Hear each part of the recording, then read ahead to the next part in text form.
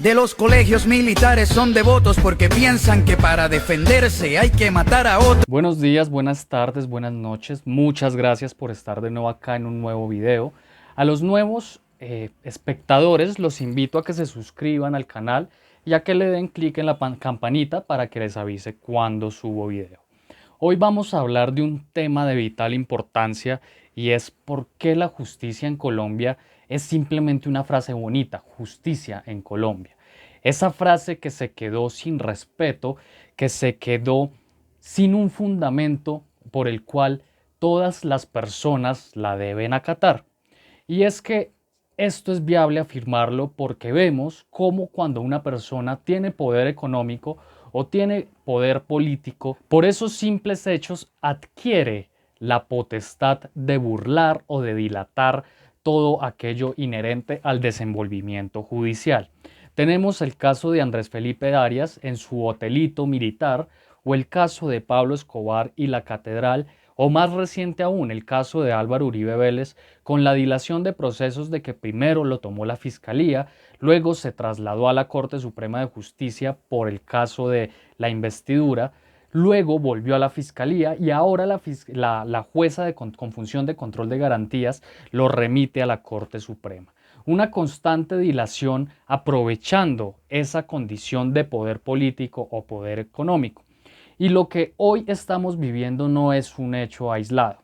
Que el gobierno desacate un fallo emitido por la Corte Suprema de Justicia es algo que pone en evidencia que el principio constitucional de la separación de poderes entre las ramas del poder público, rama ejecutiva, legislativa y judicial, no se respeta, que la concentración del poder de Colombia está básicamente en la rama ejecutiva. Y hoy el desacato es por parte del presidente de la República, del Ministerio del Interior, en otras palabras, por parte de todo el gobierno, que ni siquiera tuvieron la delicadeza de pedir perdón a las víctimas asesinadas por miembros de la policía durante noviembre y las recientes manifestaciones de septiembre. Pues resulta que un grupo de 20 personas y de organizaciones defensoras de derechos humanos entablaron una acción de tutela para buscar la protección de bienes jurídicos tutelables, es decir, de derechos fundamentales mediante la acción de tutela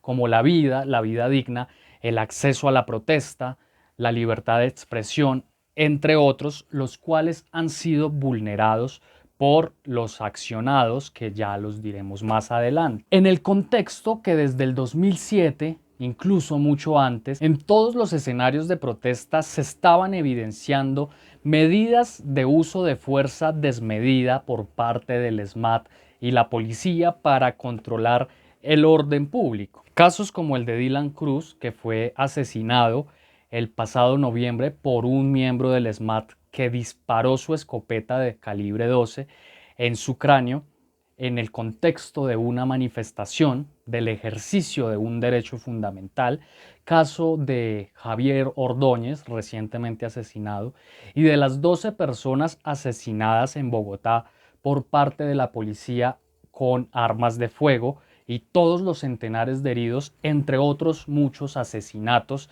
en el contexto de las protestas, fue lo que desenvolvió que este grupo de personas entablara una acción de tutela. Ahora bien, para explicar y conocer más a fondo qué es una sentencia judicial o en qué consiste el fallo emitido por la Corte Suprema de Justicia, vamos a entrar a analizarlo. En primer lugar, la sentencia está compuesta por unas partecitas, las cuales para entender todo su contenido hay que saber identificar. Como este canal no lo ven solamente abogados, lo ven muchas personas, voy a explicarles cómo se analiza una sentencia.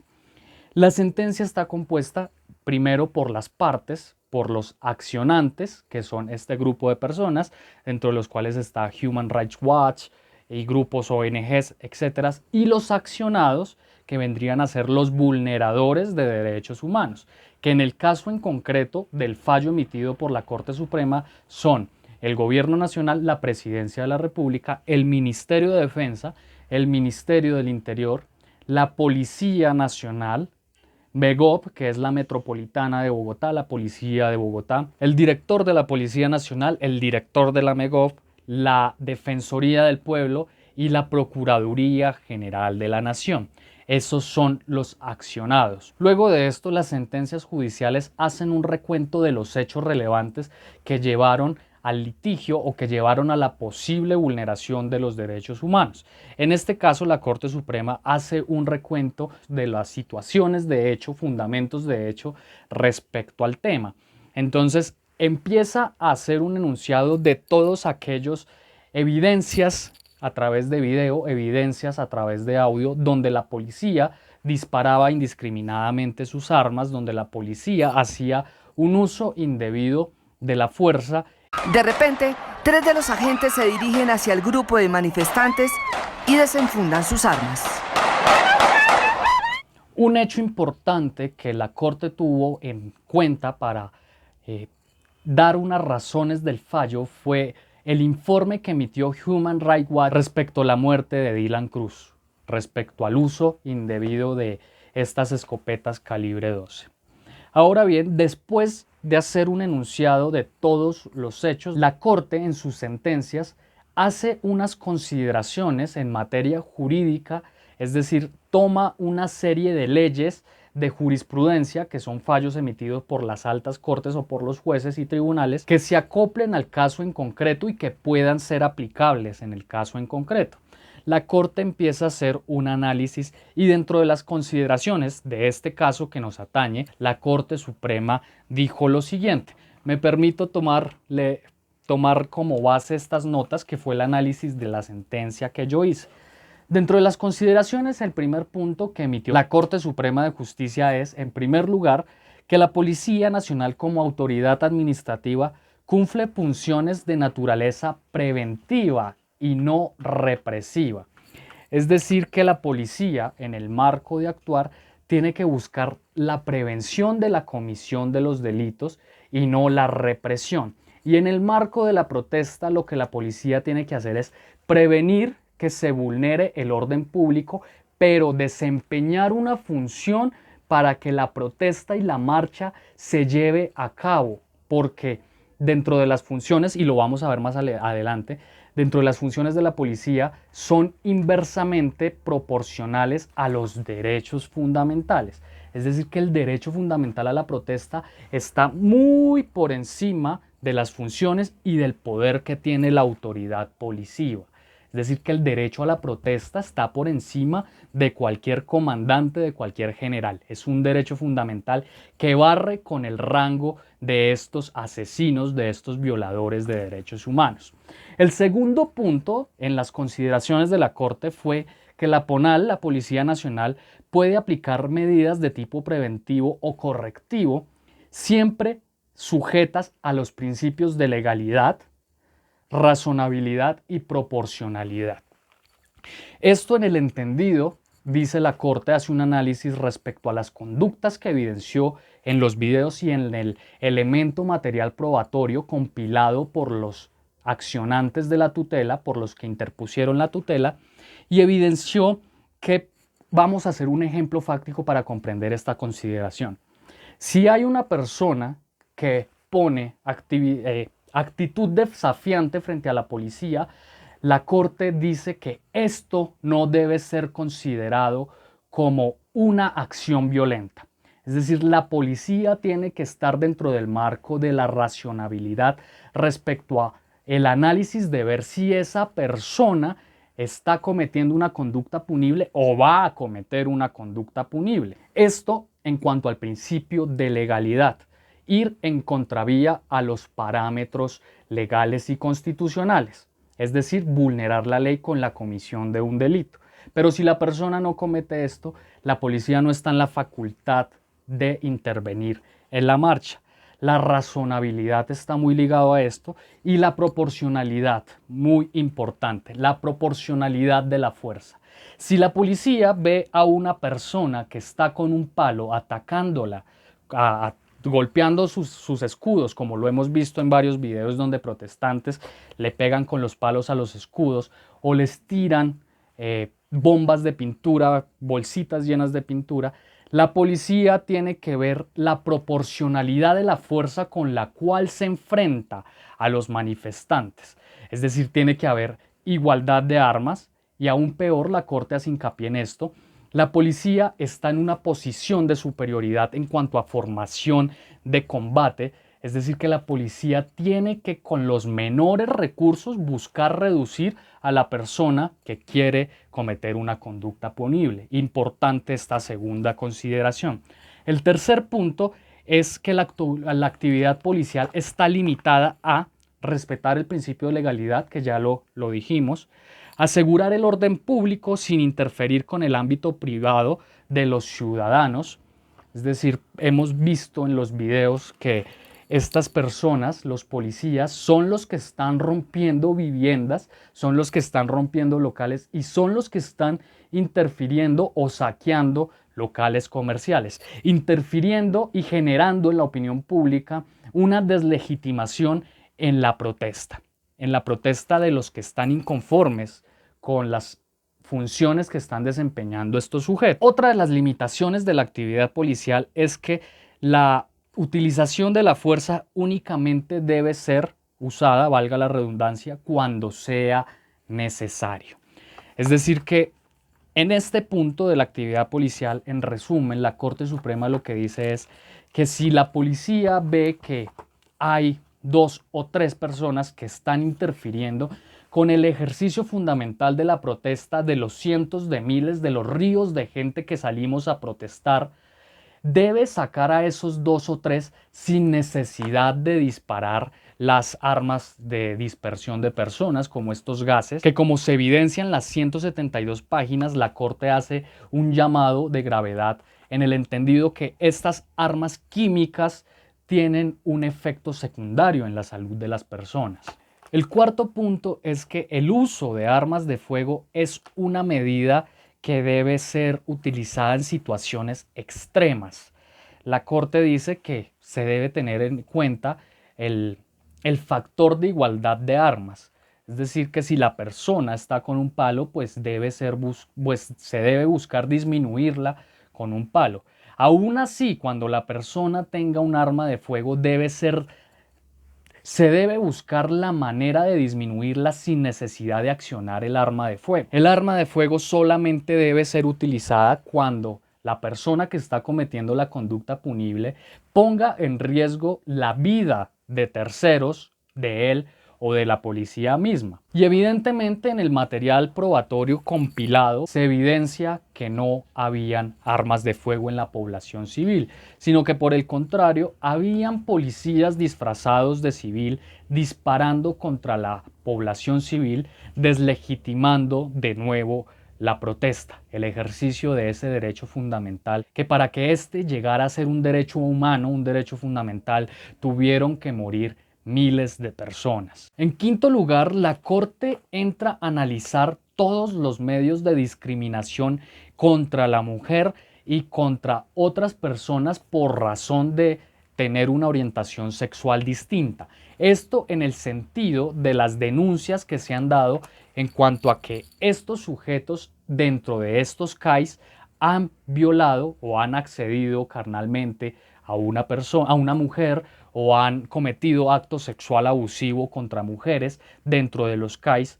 La Corte entra a analizar y a censurar todo tipo de discriminación por género, por orientación sexual y la comisión de estas conductas punibles. El sexto punto es bastante grave y es cómo a través del análisis fáctico de los elementos materiales probatorios se evidencia que el SMAT tiene un total desconocimiento de los manuales de formación al interior de la policía, de esta rama armada de la Policía Nacional, el SMAT, y de los manuales de derechos humanos, los cuales deben conocer a cabalidad, en el entendido que los manuales pintan florecitas respecto al respeto que deben tener por los principios constitucionales, dentro de ellos la protesta, pero que en la práctica, en la facticidad, no se ven. Es decir, es grave por la vulneración de derechos humanos que se ha dado y también es grave porque se nos están robando la plata. Para la financiación del brazo armado colombiano es uno de los más altos porcentajes dentro del PIB y del Plan de Ordenamiento Territorial destinado por el gobierno de Iván Duque. Dentro de ese porcentaje destinado a la fuerza pública está destinado un gran porcentaje para formar a los policías y a los militares en materia de derechos humanos, pero parece que se están comiendo la plata en muerte y en adoctrinamiento militar. Y ya vamos a ver por qué adoctrinamiento militar, porque la Corte habla en los siguientes puntos respecto a esto. El séptimo punto, la Corte hace una inferencia lógica respecto a la incapacidad que tienen los entes o los organismos de orden público, como la policía, como el ejército, como el Ministerio de Defensa, de controlar el orden público, en el sentido que al intentar hacerlo lo que hacen es reprimir y no prevenir, que es el control constitucional que tiene la policía, es la función constitucional que tiene la policía. Es decir, que en vez de garantizar una serie de principios, deberes y derechos de la ciudadanía enmarcadas en la Constitución y en el marco legal, lo que hacen es reprimir el ejercicio de todo este compilado. El octavo punto, y es a lo que me refería antes, la Corte hace un análisis y es que desde los organismos de control, desde los organismos de la fuerza pública, el Ministerio de Defensa, Ejército y Policía, se está llevando a cabo una estigmatización a las personas que protestamos. Ejemplo de esto son los perfilamientos que han salido a la luz pública por parte del Ministerio de Defensa y por parte del Ejército Nacional, donde separan a las personas que están a favor del gobierno y a las personas que no. Ya saben quiénes apoyan la protesta e incluso los policías comentan en las redes sociales que los mamertos deben ser asesinados en las protestas, que la policía debe asesinar mamertos, gente de izquierda, defensores de derechos humanos, etcétera, etcétera. Tal como pasó con esta persona en TikTok, un patrullero que decidió publicar estos videos en TikTok, denotando esa naturaleza de ellos, denotando esa dominación del animal sobre el raciocinio. El tipo pone en evidencia cómo estas personas en su situación de poder pueden violar a una mujer.